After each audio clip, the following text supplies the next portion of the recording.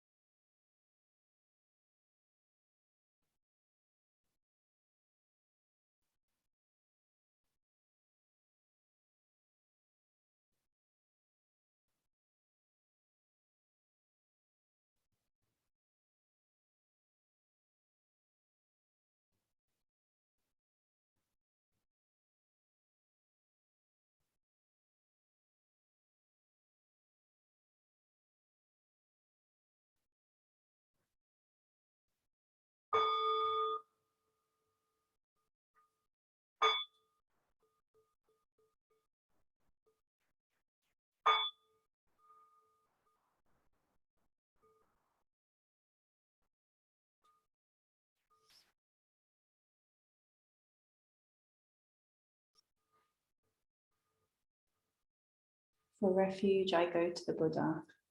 For refuge, I go to the Buddha. Namo Buddhaya. Namo Buddhaya. For refuge, I go to the Dharma. For refuge, I go to the Dharma. Namo Dharmaya. Namo Dharmaya. For refuge, I go to the Sangha. For refuge, I go to the Sangha. Namo Sanghaya. Namo Sanghaya. With faith in the three jewels, With faith in the three jewels, I pray that I may not take life. I pray that I may not take life. With faith in the three jewels, With faith in the three jewels, I pray that I may not steal. I pray that I may not steal. With faith in the three jewels, With faith in the three jewels, I pray that I may not fall into sexual misconduct. I pray that I may not fall into sexual misconduct. With faith in the three jewels, With faith in the three jewels, I pray that I may avoid wrong speech. I pray that I may avoid wrong speech. With faith in the three jewels, With faith in the three jewels, I pray that I may avoid intoxication. I pray that I may avoid intoxication. No blame.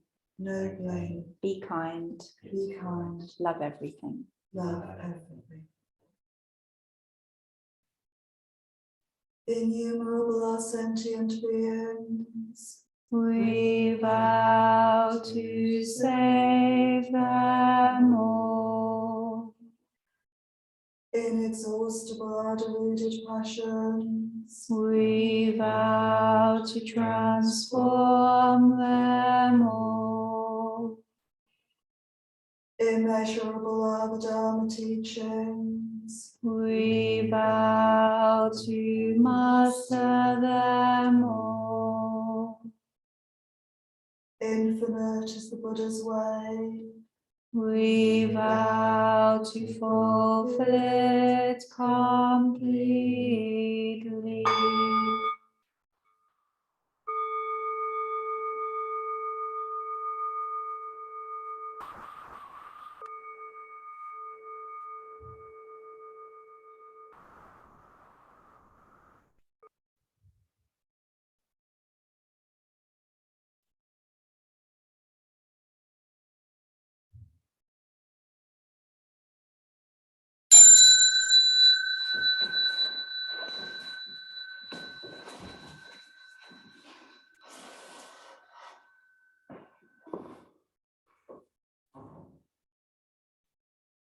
Namo Amitabha.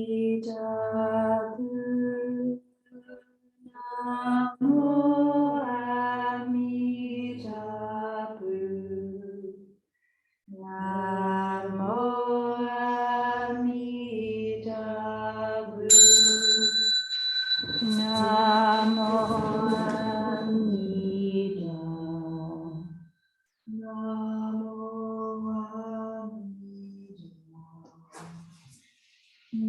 Namo Amitabha.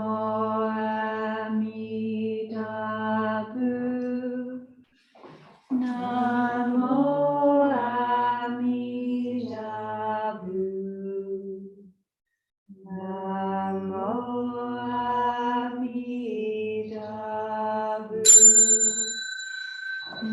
Namo Amitabha.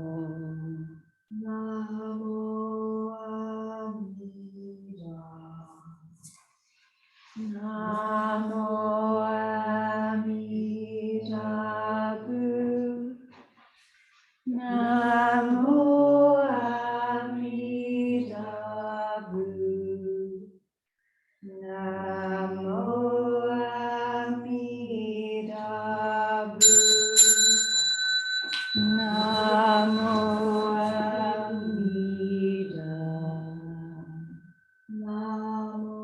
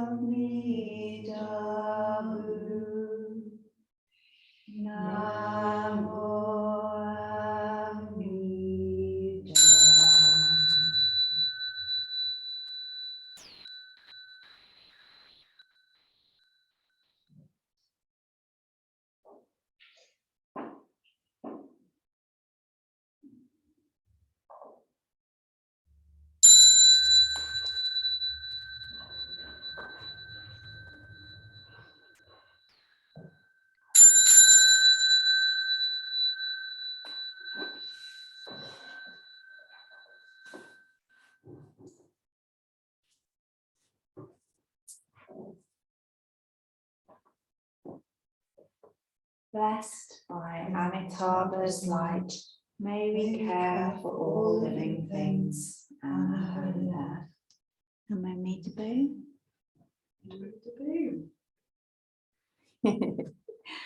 Paul's here too, I forgot to say Paul's here. On the old scene. Oh, I didn't introduce. Have you met Paul? You're usually Saturday, aren't you, Paul?